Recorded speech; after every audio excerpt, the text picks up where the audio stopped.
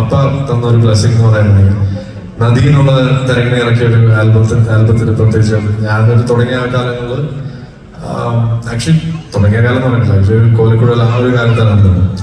അപ്പോൾ ആ സമയത്ത് സാമി ആ പാട്ട് ചെയ്യുന്നത് പഴയ ആ റെക്കോർഡിങ് സ്റ്റൈലിൽ തന്നെയായിരുന്നു. എല്ലാ മ്യൂസീഷ്യൻസിനും ഒരേ സ്റ്റുഡിയോയില് ബൂത്തിലും അവിടെയൊക്കെ ആയിട്ട് ഫുൾ പാട്ടുകൾ എല്ലാം എന്നെ കൊണ്ട് ട്രാക്ക് പഠിപ്പിച്ചു.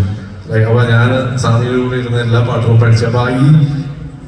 അപ്പൊ പണ്ട് തൊട്ട് പറഞ്ഞു കേട്ടിട്ടുണ്ട്, കണ്ട് പഠിച്ചുകൊണ്ട് ലൈക്ക് പഠിപ്പിക്കുന്ന രീതി, സാമി പഠിപ്പിക്കുന്ന രീതി എന്നാൽ ചിലപ്പോ വയസ്സാകുന്നതോറും ഈ പറഞ്ഞു തരുന്ന ഒരു സംഗതി രണ്ടാമത്തെ പ്രാവശ്യം പറഞ്ഞു തരുമ്പോൾ വേറെ ആയിരിക്കും. അപ്പൊ നമ്മളത് രണ്ട് സംഗതിയും പഠിച്ച് വെക്കാൻ വേണമെങ്കിൽ പക്ഷെ so it's like very difficult. പക്ഷെ ഈ ഓരോ പാട്ടുകളിലും ആ ഡീറ്റെയിലിംഗ് നമുക്ക് കാണാം. സോ അത് എനിക്ക് ഭയങ്കര ഒരു എക്സ്പീരിയൻസ് ആയിരുന്നു. നേരത്തെ ചോദിച്ചതിൽ പറയാൻ വിട്ടുപോയ ഒരു കാര്യം അതായിരുന്നു. So thank you.